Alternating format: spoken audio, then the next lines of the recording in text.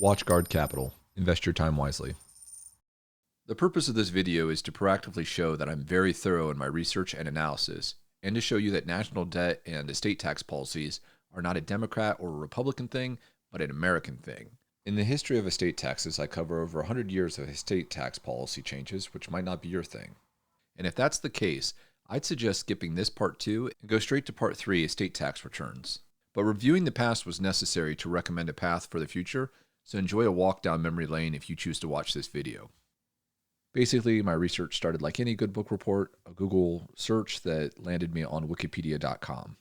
Here, I found that the first estate tax was part of the Revenue Act of 1916.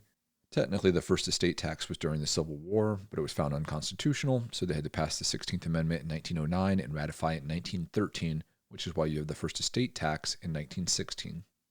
From there, I would go to the Library of Congress website and use the year of the act to find the HR number, in this case 16763, and verify the exemption amount or how much can pass in one's estate without any taxes.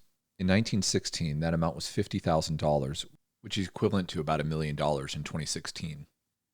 From there, I'd go to govtrack.us and use the HR number to pull the voting history for both the House of Representatives and the Senate. 63% of the House voted yay to pass the Revenue Act of 1916, 196 Democrats and 35 Republicans. 37% of the House voted nay, including 140 Republicans, and 54 individuals did not vote. The act passed 238 to 142. In the Senate, the Revenue Act of 1916 passed 42 to 16. 37 Democrats and 5 Republicans voted yay, and 16 Republicans voted nay. 37 senators did not vote. So you can see there's a lot of information that's going to have to be sifted through. So this is that exact same information, but in a different format.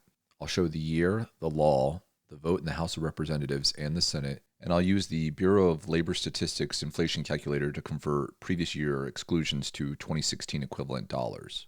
In this case, the 1916 $50,000 exclusion is equivalent to $1,040,655.17 in the year 2016.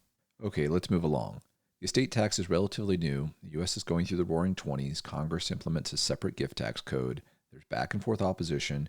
And we're going to skip to 1934, where the $50,000 estate exemption is still the same amount as 1916, but fluctuated as Congress figured out its desired estate policy. Fast forward one more year, and it's 1935. Franklin D. Roosevelt, or FDR, is president. America is still dealing with the economic fallout of the Great Depression, and 1 in 5 Americans are unemployed. Social Security is enacted to protect workers, widows, and dependent children. A costly endeavor, which is probably why Congress passes H.R. 8974, or the Revenue Act of 1935. The act passes 282 to 95 in the House and 57 to 22 in the Senate. The amount a person owns before being required to file an estate return, also known as the estate exemption, is lowered from $50,000 to $40,000, or the equivalent of reducing it from approximately $900,000 down to $700,000 in 2016 dollars. H.R. 8974 and the $40,000 exemption will be in place for 7 years, covering 1935 to 1941. Over that time, the $40,000 exemption will fall from $699,803 to $623,050 in 2016 equivalent dollars, a 12.3% drop in the real value of that exemption because of inflation. Which brings me to investing lesson number 1 of this video. Cash is not an acceptable long-term investment because of inflation. If you have large amounts of cash not needed in the immediate future, consider investing it. If you don't know how, consider contacting someone like me who does. The next change in the estate exemption will occur in 1942. FDR is in his 3rd term as president. The United States is officially at war after the Japanese bombing of Pearl Harbor on December 7, 1941, a date which will live in infamy. Defense spending doubles from the previous year, so victory and surtaxes are necessary on all personal income and corporate profits to pay for war expenses, which is seen as a patriotic duty. So H.R. 7378, the Revenue Act of 1942, passes with overwhelming support in the House, 395 to 2. Only 1 Democrat and 1 Republican object with a nay vote. All 77 senators who voted on H.R. 7378 vote yay. No objections are raised. The top income tax bracket is now 88 cents on the dollar, which might be why Congress felt obligated to raise the amount that a deceased American can pass to their heirs without taxation from $40,000 to $60,000. In 2016 dollars, the new state exemption is now $832,524, short of $1 million, but in that ballpark. World War II ends on September 2nd, 1945, but H.R. 7378 continues to govern the state exemption. Through Democrat President Harry S. Truman's tenure from 1945 to 53, through the beginning of the long and protracted Cold War, through the Korean War, through Republican President Dwight D. Eisenhower's tenure from 1953 to 1961, through Democratic President John F. Kennedy's tenure from 1961 to 63 and his assassination on November 22, 1963 in Dallas, Texas, through President Lyndon B. Johnson's tenure from 1963 to 1969 and the passing of the Social Security Amendments, the Medicare and Medicaid Act of 1965. There's no way to solve the national debt issue without addressing Medicare and Medicaid spending, as both of these programs are subsidized by general taxation. This topic will be the subject of a future video, but for now, just know that H.R. 6675, the Social Security Amendments Act of 1965 that created Medicare and Medicaid, passed in the House 313 to 115. 248 Democrats and 65 Republicans voted yay. 42 Democrats and 73 Republicans voted nay for a 73 to 27% split. In the Senate, it passed on a 76 to 24% split, as 55 Democrats and 13 Republicans voted yay, 7 Democrats and 14 Republicans voted nay. Final vote, 68 to 21. The Revenue Act of 1942, H.R. 7378, continued to govern the state exemption through the Vietnam War, through Republican President Richard Nixon's tenure from 1969 to 1974, who oversaw the U.S. being removed from the gold standard in 1971, which was needed to enable our current levels of national debt, tax code, and state policies. And finally, through most of Republican President Gerald Ford's term from 1974 to 1977. The estate exemption was a constant $60,000 for 35 years, but fell from $832,524 in 1942 to $248,899 in 1976 in 2016 equivalent dollars due to inflation. Again, remember investment lesson number 1 from this video. Cash is not an acceptable long-term investment because of inflation. Okay, one quick question. Does anyone else think that President Gerald Ford's official photo looks like the villain, Vigo the Carpathian's portrait from Ghostbuster 2? Just me? Fair enough. In 1975, the House passes H.R. 10612, the Tax Reform Act, 257 to 168. It passes in the Senate the next year by a vote of 49 to 22. There is so much that happens with this legislation that I could make an entire video about it, which might be beneficial to people living in 1977, but probably a waste of my time today. High-level overview, H.R. 10612 consolidated both the gift tax code and the estate tax code into a single unified tax code. I believe the idea behind that action was that gifting during life and gifting at death are both transfers of wealth, so why should the timing matter? I probably would have supported this legislation as it seems efficient, but looking back now, this was probably an ill-advised idea. This table is from the Tax Foundation. As you can see, the first estate exemption is in 1916 is $50,000, as we discussed. There is no gift tax, so there is no need for an annual gift tax exclusion or a lifetime gift tax exemption. In 1924, there is a possible gift tax of 25% on annual gifts above $500 given to an individual, which is equivalent to about $7,000 in 2016. I say possible gift tax because there is an exemption of another $50,000 for gifts, meaning that if you were to give a gift of $50,500 to someone, the $500 portion is allowable per year without taxes, and you can avoid paying 25% on the $50,000 by filing a form with the IRS and letting them know that you're using your $50,000 lifetime gift exemption. Thus, you could have gifted $50,500 in 1924, which is equivalent to about $700,000 in 2016 during your life, and avoided the 25% gift tax back then. 25% times the potentially taxable amount of $50,000 is $12,500 in tax savings in 1924, which is approximately $175,000 in 2016.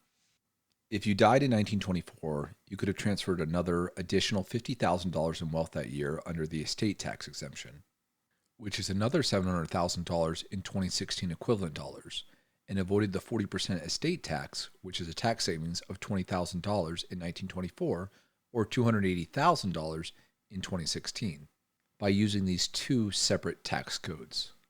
After 1977, you could still gift above the annual exemption amount and avoid taxes by using your lifetime gift exemption amount of $120,000, or upon death and avoid estate taxes by using your lifetime estate tax exemption amount of $120,000. But the exemption came from the same pot of money, if you will. If you've watched this 10 times and still don't understand this concept, just know that there was a certain amount you could pass during life and a certain amount that you could pass upon death, and no taxes were owed. After 1977, these amounts were combined so that you could gift in life or death up to that same amount. But the amount was structured for the first time to increase each year to replenish your ability to avoid taxes each subsequent year.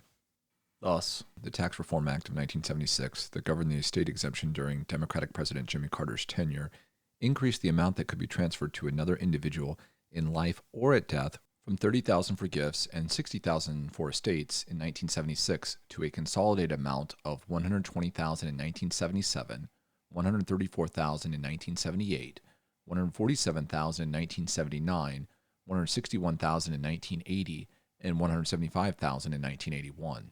In 2016 dollars, the amount that could be transferred by gift or an estate without taxes was between $466,535 in 1977 and $449,474 in 1981 because the increases were offset by inflation.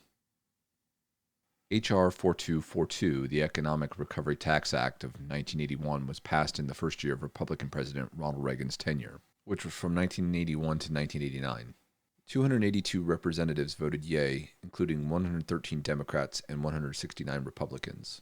95 representatives voted nay, including 93 Democrats and 1 Republican. The motion passed with a 75 to 25% split. In the Senate, 41 Republicans and 25 Democrats voted yea, 1 Republican and 7 Democrats voted nay. The act passed 67 to 8. Two big changes on the new Unified Estate and Gift Tax Code from this act were an unlimited marital deduction, which we will discuss more later, but for now, just know that it allows an unlimited amount of wealth to pass to a surviving spouse and avoid estate taxes, and an increase in the unified estate and gift exemption amount over one's lifetime.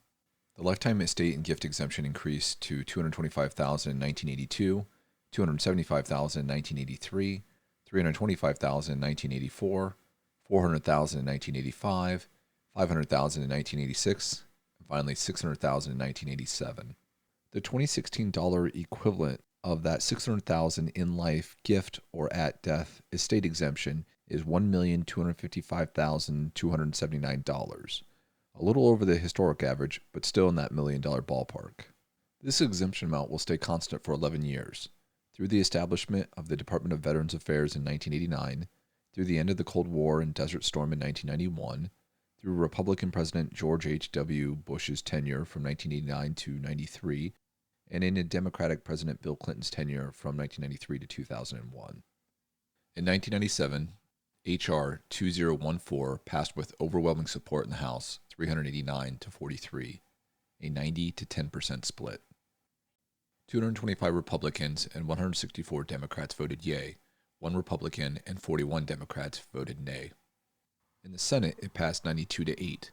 55 Republicans and 37 Democrats voted yea, 8 Democrats voted nay.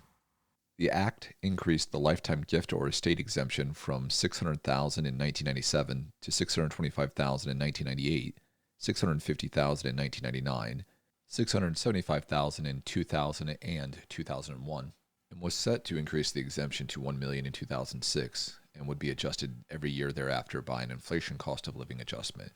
But H.R. 2014 was replaced early. However, the idea of an automatic cost of living adjustment, or COLA, lived on and is currently in effect today, and it's a pretty big deal in this analysis.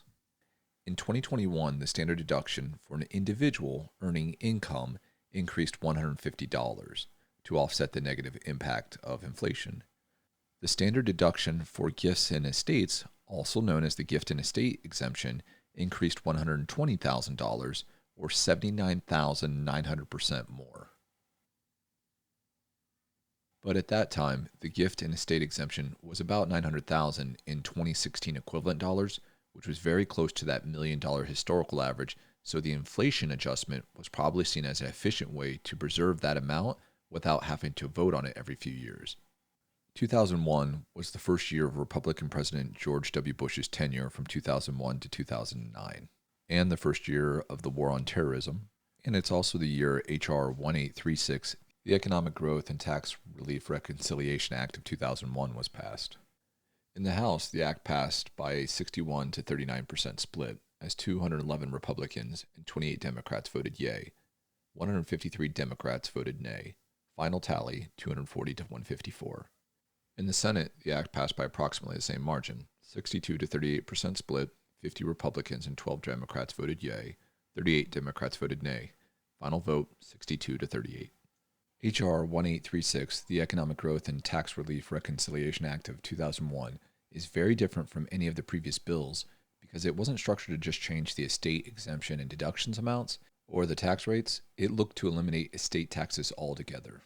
To do so, it separated the gift and estate tax exemption amounts and implemented a lifetime gift exemption amount of $1 million. So cumulative gifts above the annual exclusion amounts, which ranged from $11,000 to $13,000 between 2002 and 2009, might be taxable. Couples could grant cumulative gifts of $2 million over the annual exclusion amounts before worrying about taxes. The act reduced the top tax rate on both gifts and estates from 55% to 45%. And it phased in large increases to the estate exemption between 2002 and 2009 to make the number of individuals owing estate taxes reduce over time to eventually zero. In 2001, before H.R. 1836 was passed, the estate exemption was $675,000. 50,456 deceased Americans owed estate tax. After H.R. 1836 was passed, the estate tax exemption was increased to $1 million in 2002. 28,074 deceased Americans owed estate tax. Thus, in the first year, it reduced the number of individuals who owed estate taxes by 22,382, a reduction of 44.4%. The estate tax exemption remained at $1 million in 2003. 27,309 deceased Americans owed estate taxes in that year. In 2004, the estate tax exemption was raised to $1,500,000. 19,294 deceased Americans owed estate taxes, a 29.3% reduction from 2003.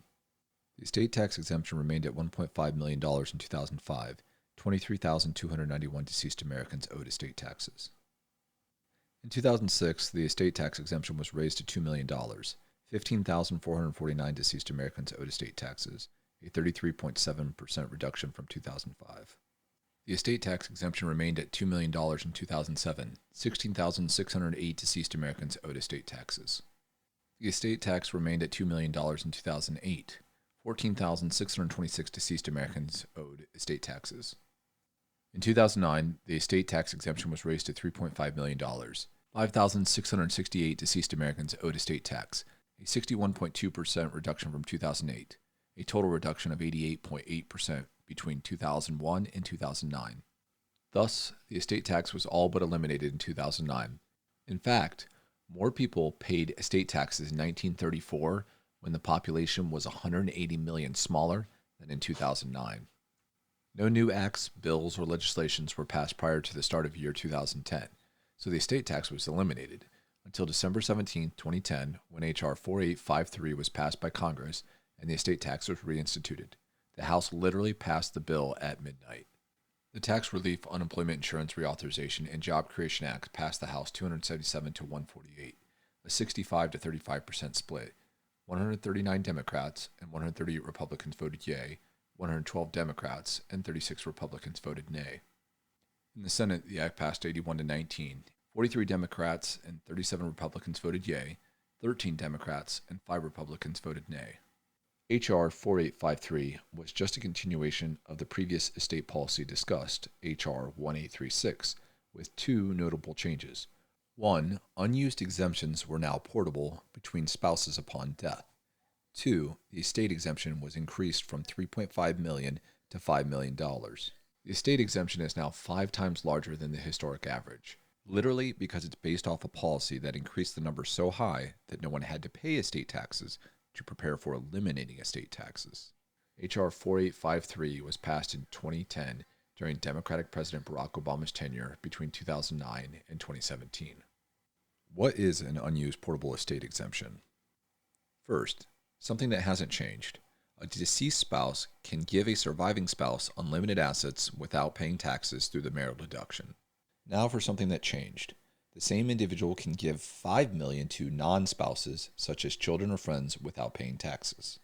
Let's assume a married person dies with $8 million in joint assets, like a primary house titled in both spouses' names with rights of survivorship, a second vacation home titled the same way, a joint checking account, a joint investment account, etc. And the deceased spouse also has $2 million additional assets in separately owned property that was acquired before the current marriage.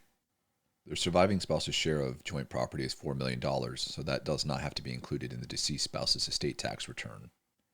The deceased spouse's share of joint property is half, or $4 million, and is included in his or her estate. The deceased spouse decided to leave $1 million each to two children from a previous marriage from the separate property and uses $2 million of the allowed $5 million tax-free estate exemption to complete these transfers and avoids estate taxes. $3 million of the $5 million estate tax exemption is left. The deceased spouse uses the unlimited marital deduction to transfer the remaining $4 million of estate assets to the surviving spouse, so no tax is due on that transfer either. There is still $3 million of the $5 million estate exemption that has not been used by the deceased spouse, so the executor, who could be the surviving spouse, indicates on IRS Estate Tax Form 706 the deceased spouse has elected to transfer the $3 million unused estate exemption to the surviving spouse and closes out the deceased spouse's estate. The surviving spouse can still transfer an unlimited amount to a future spouse if he or she remarries, but can now transfer $8 million to non-spouses tax-free in the future, his or her original $5 million estate tax exemption, plus the $3 million deceased spousal unused exclusion he or she just acquired. So what is an unused portable estate exemption? Basically, it's a get-out-of-tax-free card you give your surviving spouse upon death that can be used to avoid taxes on gifts or estate transfers in the future. If the surviving spouse marries again, it is possible to collect more than one deceased spousal unused exclusion. In fact, this is IRS Tax Form 706, the United States Estate and Generation Skipping Transfer Tax Return Form. On page 4, it proactively provides 11 spaces for 11 possible deceased spouses and subsequent spousal unused exclusions. If all these 11 deceased spouses use their unlimited marital deduction to pass their estates and their entire lifetime estate exemption of $5 million to the same surviving spouse, who at this point should be called the Black Widow, that surviving spouse would be able to transfer $60 million in assets through gifts or through an estate process without taxes. Spoiler alert, this number is going to get much larger. In 2016 equivalent dollars, the estate exemption was approximately $5,500,000 between 2010 and 2017. In 2018, the estate exemption more than doubles from $5,490,000 in 2017 to $11,180,000 in 2018 during Republican President Donald J. Trump's tenure from 2017 to 2021 when H.R. 1 passes. The Tax Cuts and Jobs Act of 2017, informally known as the Trump Tax Cut Act, passed the House by a 53 to 47% split. 224 Republicans, 0 Democrats voted yea, 12 Republicans, 189 Democrats voted nay. The act passed the House with a final vote of 224 to 201. The act passed the Senate by a slim margin, a 51 to 49% split. 51 Republicans, 0 Democrats voted yea, 1 Republican, 46 Democrats voted nay. The act passed the Senate with a final vote of 51 to 49. Thus, we have a fairly good familiarization of the estate tax code from 1935, when the personal exemption was $40,000, until 2021, when the personal exemption is $11,700,000. If we account for the ease of portability of exemptions between spouses upon death, which started in 2010, couples can transfer a combined $23,400,000 in estate assets in 2021 to heirs or gifts during lifetime without taxes. This concludes the history of estate taxes. In Part 3, Estate Tax Returns, I'll review aggregate assets and deductions taken by estate filers in 2016. And in Part 4, I'll recommend changes to our estate tax code and align it towards reducing national debt. No one wants to pay taxes, so I'll recommend lowering the tax rates, and no one likes tax loopholes, so I'll recommend closing those, and no one likes a complicated tax code in general, so I'll recommend simplifying it, which will actually help reduce national debt. Until then, stay alive.